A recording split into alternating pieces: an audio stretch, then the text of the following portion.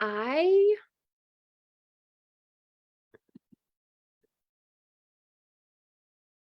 think you can, unless you get some feedback. We are live. So I All think right. we're, I think we're, I think you can.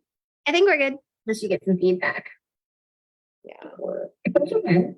I think we're good, unless you get some feedback. Okay. All right. I just closed out of it. So it's showing that I'm still live. So I think I'm good. Yeah, We, I think we're up. we might just have to check, like our phones or whatever to see if there's some questions. So, Oh, I'll do that since we switched roles today. righty. So welcome to Hot Topic Tuesday. Trish and I don't know if y'all noticed, but we stopped saying in advance what the topic is going to be and we just let it be a surprise. So Sometimes it's a surprise to us. exactly. We're like, oh shit, what are we gonna do today? I know. Anyway, but and we also have started trying to do it a little bit later, a little bit. Today's a little bit early, but a little bit later just to try to catch some of the people in other time zones. But before we start, I just want to say if anybody has any topics or things that you want us to cover in the future, please put some comments in the feed and we will touch on those. So Trish and I were talking, we normally kind of fall a little bit on the weekly challenge, and the weekly challenge this week is like the most boring one that you could possibly think of, dry brushing. But there is a reason behind it. So anyway, with dry brushing, one of the primary benefits is it exfoliates the skin and it makes it basically it gives us a better platform for our pores to be open and for detoxification of or just the detoxification and drainage pathways to be open. And we wanted to actually touch on the topics of detoxification and drainage, like what it is, why, like some of some little strategies, whatever, and things that you can do. Anyway, I'm going to say specifically when we're talking about kind of try to bring it down to layman's terms, simple terms.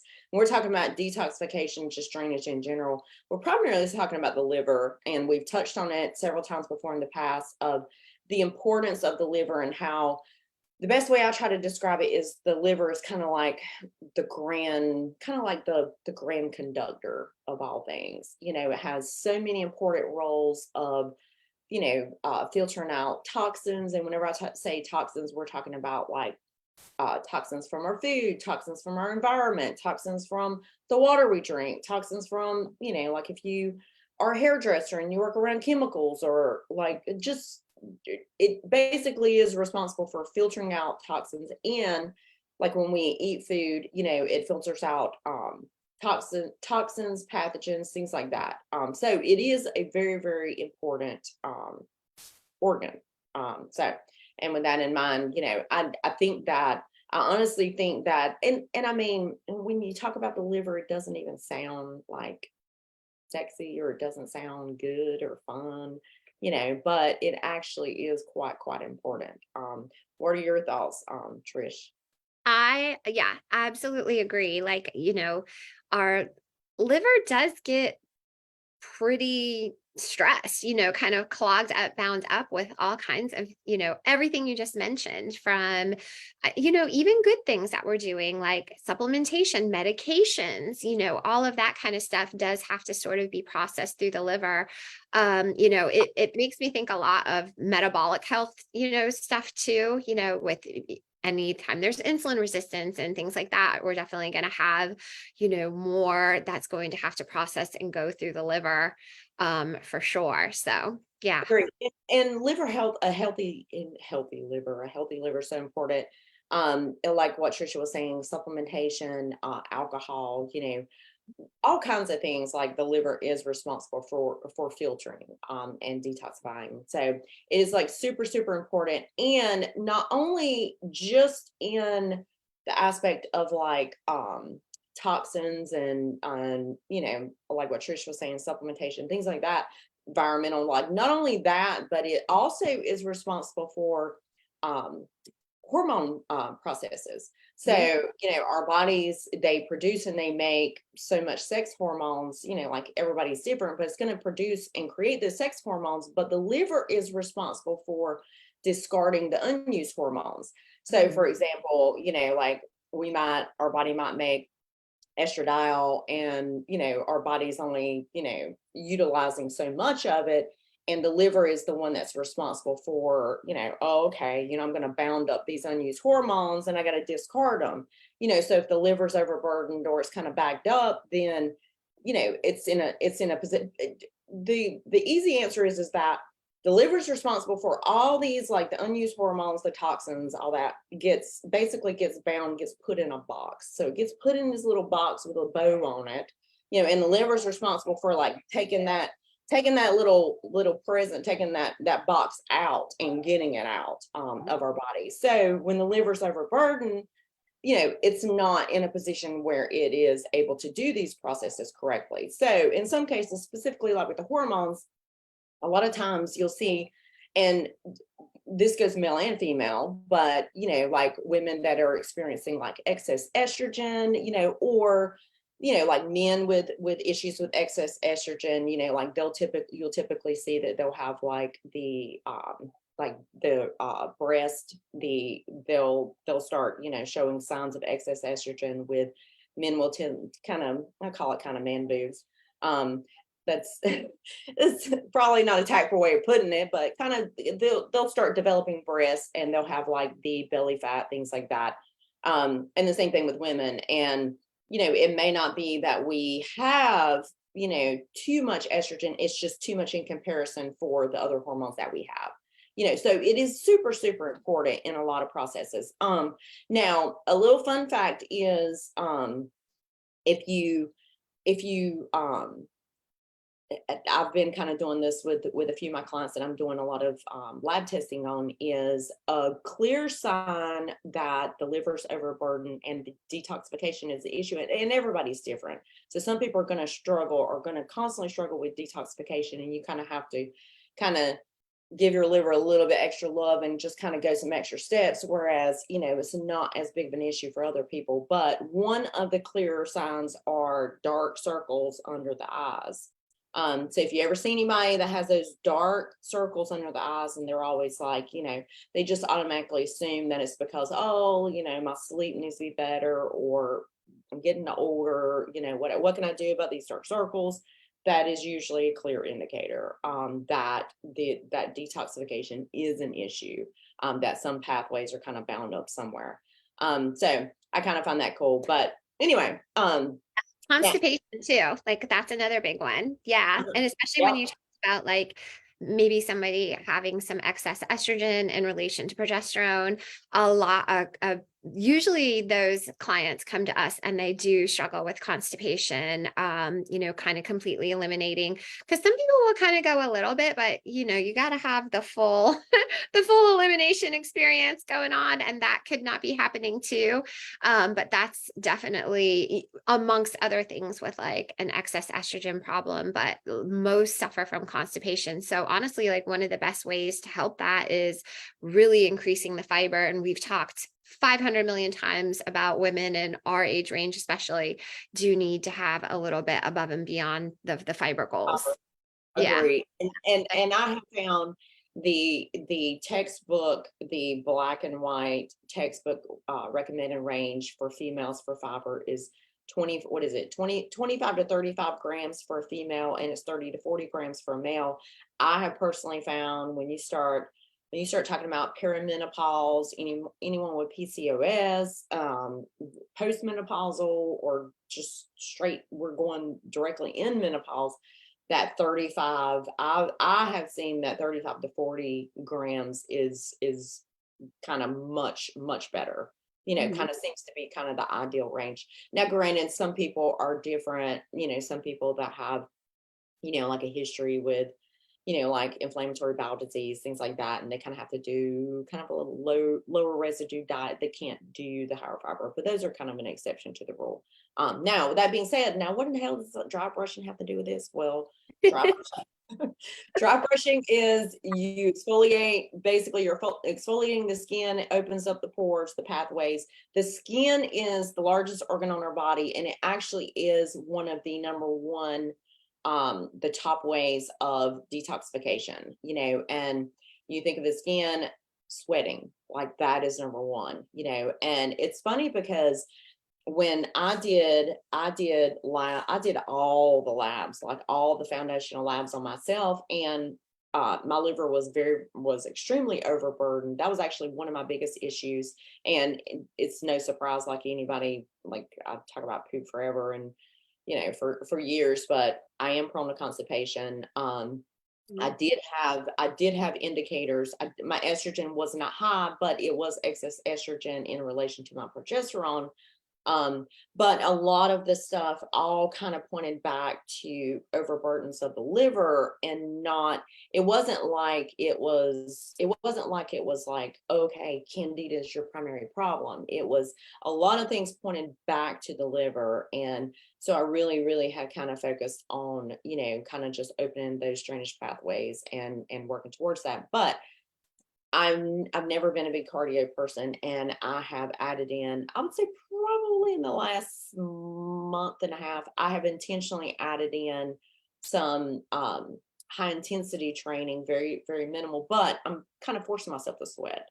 So just trying to force ourselves to sweat. And I mean, we live in the South, sweating's kind of generally not an issue, but I don't really like to just walk outside sweating, and your underwear gets wet, everything just gets wet. Like I don't, it's not enjoyable to me. Like I would rather like do something, get a good sweat on, and then be done. Like, and not like I don't want to walk my dogs when it's 100 degrees outside, you know. That. But yeah, so sweating, hot yoga is a good one. And if you, for those of y'all who, it's funny, I saw on Facebook Marketplace the other day, a local spa was closing, and they were selling infrared saunas, and I was like, oh my gosh, I want it. And then I was just immediately thinking, I was like, where can I put that? It's like I could probably put that in my son's room. Like I could probably put that in one of the guest rooms. Where can I put that? um, I haven't really thought of anywhere I could put it, but that would be awesome. So for the people that Yes. do have saunas, I know Melissa's got one. Y'all need to be using it, like because Yeah. that is a gem. Like that really is a gem. Other methods. So the skin is the primary organ, and then urine and defecating, so poop and pee is the other primary ways. And so this kind of goes in line with making sure you're drinking an adequate amount of water, and then fiber kind of goes hand in hand with the poop, and just making sure that motility is kind of moving along on a regular basis. What are some of your tricks and things that you do, Trish? As far as like more skin related or all of it, everything. Everything. Um, so I did do hot yoga for a while. I'm not currently doing it. Again, I don't mind the like going outside when it's real hot, like walking the dog, sweating a little bit. But I've noticed I'm not as like heavy as of a sweater as I used to be too. But it's probably relative because I did like a lot more outdoor cardio, which, is going to have you sweating a ton. But I work out in like an AC gym, so we sweat a little bit. I will. Yeah, we do a decent amount there. So that's good. But when I did hot yoga, I did Bikram for a bit. Oh my gosh. Like you talk about sweating. It's an hour and a half class. It was so crazy, so intense. But I will say that I felt really healthy, doing that. Like, and that depleted feeling after like a good sweat like that, nothing touches it. It's kind of amazing. It sounds Yeah. weird to say that, but it's kind of like a really cool feeling. Um, and then, but as far as now, like I'll definitely go outside, kind of get a sweat on that way. Water. We were joking about our big old cups. Show yours. Before we got on, we're like, oh, April was like, good Lord, what size is that one? So definitely the water. I'm like you too. I definitely can suffer more from constipation. But I've been really good lately. Like I mean, I think I know what's changed. But I'm kind of just been doing the same things. But definitely I think you and I both sort of did that flush plan, flush being detoxifying, and I just adopted so many really good habits from that. Like I would say my veggie intake before that was okay, but it really wasn't, compared to like what I do now and what my body has needed to be in like a good spot with like constipation and stuff is, again, like you said, so much more. Like I thought I was probably doing good at like 20, 25 grams fiber, but since increasing that, it's been so much better. So I try to really stay on top of that though, and watch And that one. I was going to bring up about the flush, and the flush is so Trish and I. It's a protocol that we put several of our clients through, and it's one of those things where if you feel like there's a detoxification issue, or in some cases, like if you're kind of stuck and you kind of need a reboot, it's like magical. Mm. I don't know about you, Trisha, but I can always spot the clients that have detoxification issues, because those are the ones that will do the flush, and they will literally drop like between 7 and 9 pounds within a week, like within a Yeah. week. And for those of y'all like the some of the little small things like within the flush, there are like foods that kind of help, promote the liver, to kind of dump, but then also like herbal teas, so like milk thistle tea, dandelion tea. I did not like, I mean, I drank it, but I was not a big dandelion root tea. Oh, ugh, The it's just what one? The dandelion? dandelion. Yes, it's just, Okay. Yeah. I It mean, didn't it's bother me too drinkable. much. I mean, it's drinkable. I mean, I've never been a big herbal tea fan in general, but I Same. mean, Same. like I have to like drink it really fast because it's just got a weird. It's basically Yeah. it's just a weird bitter taste to it. Yeah. Yeah. But also I wanted to bring up so ways that we can minimize. Oh, backtracking. I'm kind of bouncing all over the place today. We're talking about sweating. Some people just naturally like, some people are just sweaters. Some people like can walk into the gym and they'll just start sweating. They'll like start stretching and they'll just start sweating. Those people typically do not have as much of an issue with the drainage pathways getting backed up or detoxification, things like that. It's the people that like you have to kind of go the extra effort, or and I used to always joke and say, because I've had people make comments to me before at the gym about, you're obviously not working out hard enough because you don't sweat. And I'm like, I'm not a sweater. And sometimes I'll joke and say, well, if I get some strong enough pre-workout, I'll break a sweat like right there in the crease of my arm. But otherwise, like I'm not someone who, will just start sweating. So sweating does, play a major role in people that do typically they're sweaters, they don't have as much of an issue. But I wanted to touch on just a couple of the ways that we can minimize, toxin exposure to, to basically to take away some of that burdens off of the liver. And that would be the number one, or well, I can say number one of the things is drinking, getting away from plastics. So plastic bottles, if you're accustomed to, it was funny. I was recently talking to a client that I've coached for a while, and um, we did some testing, and her B-glucuronidase was high, which is a clear indicator that the liver was overburdened and it's not filtering properly. But that was just one of the things. But anyway, she did really, really well on the flush. But it seems like she's still she was sensitive until we did a GI map and some other things. But I was going over just the basics, almost like the basic habits of, are you drinking enough water? Are you getting enough sleep? Are you, and going over the basics. And I'm like, Which you always have to do regardless of any protocol you're on. Nothing's agree, going to work agree. without the basics. Agree. And I was like, are you like minimizing uses of plastics? And she was like, oh, and then she pulled up her bottle, which is a big plastic bottle. And I'm like, oh my gosh, we got to get rid of that. So I actually sent her a insulated bottle, and she's got an adorable little daughter who she always calls me the boss. But just because she's so cute and she calls me the boss, I sent her one too, because I'm like, I couldn't have her drinking out of plastics either. But anyway, eliminating plastics, so drinking out of insulated cups for your water is a good one. using filtered water is a good one. So a filter, like if you have a filter in your refrigerator, or if you don't have a filter in your refrigerator, a Berkey countertop filtration system, those are awesome, but of course they're always on back order. But the Berkey filtration system, you can actually put a filtration system on your sink. That's a little much. You can do the Brita filter in your refrigerator. That's another one. You can have the Brita makes an individual water bottle that has a filter on it. So that is another one. So that's water. In regards to your food, I would say when you can, if you can, try to buy organic when you can. And that is where, honestly, like that is where like Aldi and Lidl are like And your best. Costco.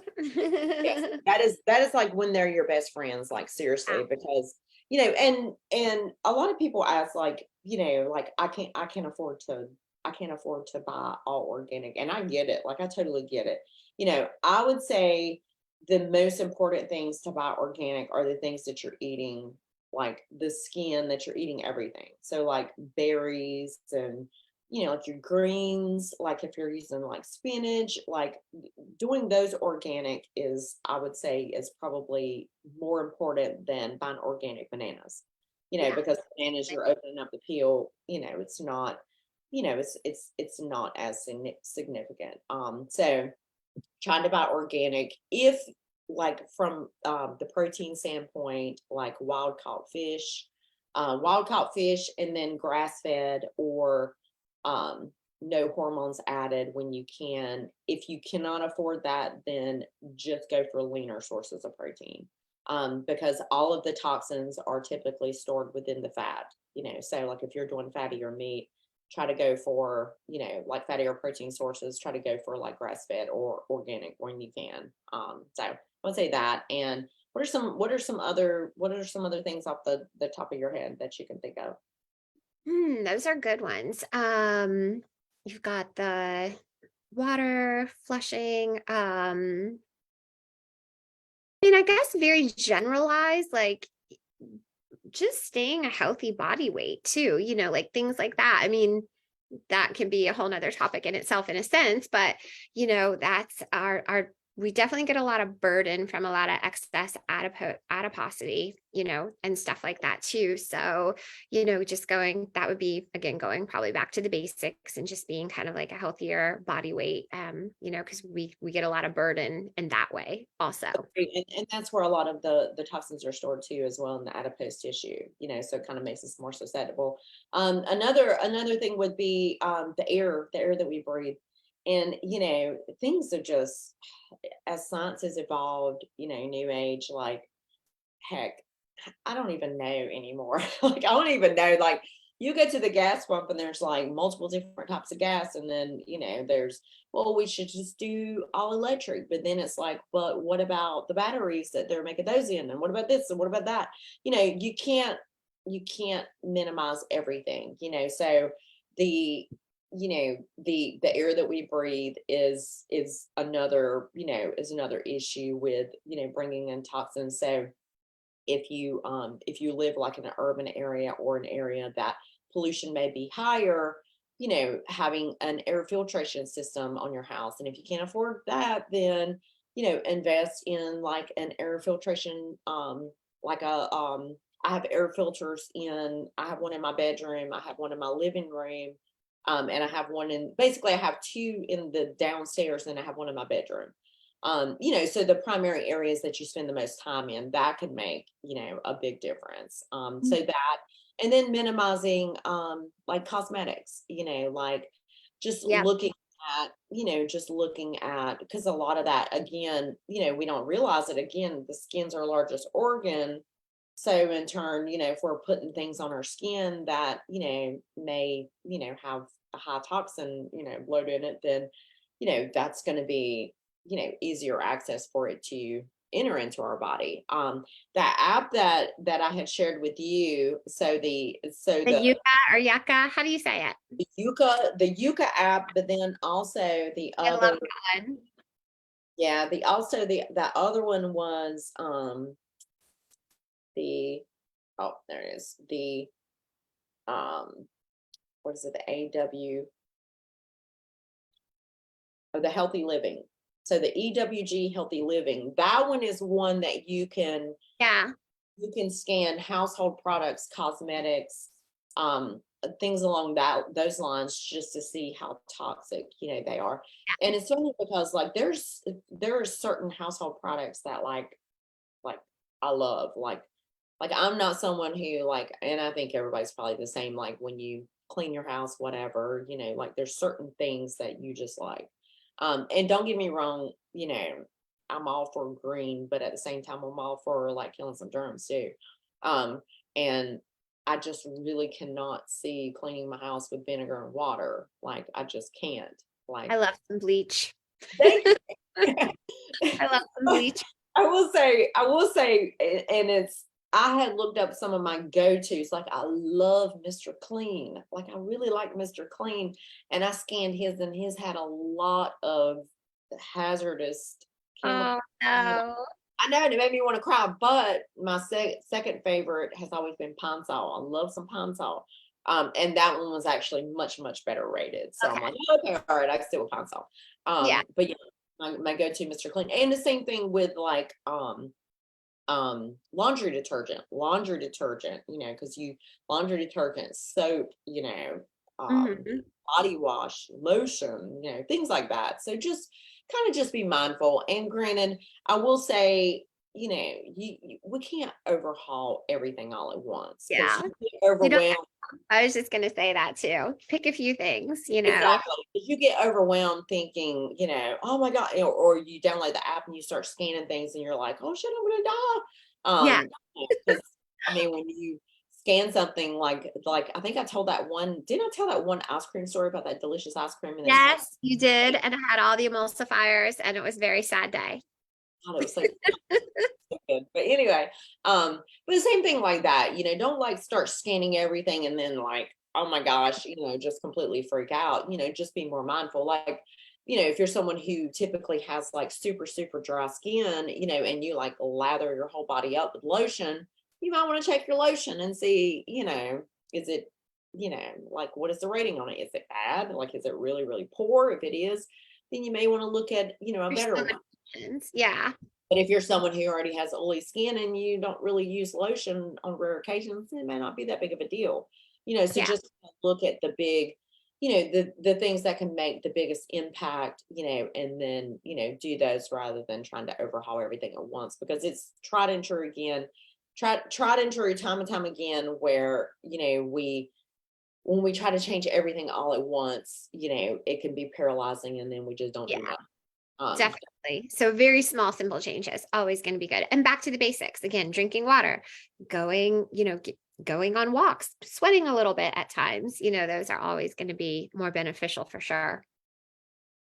Elise said backroom yoga present, represent. Elise is all about some backroom yoga. So Oh, I'm gonna I can't I, find it anymore. It's hard to find. I Well, was the gonna whole try. podcast about it, you got to listen to it. I was going here sometime soon. I'm gonna try. I'm gonna try it.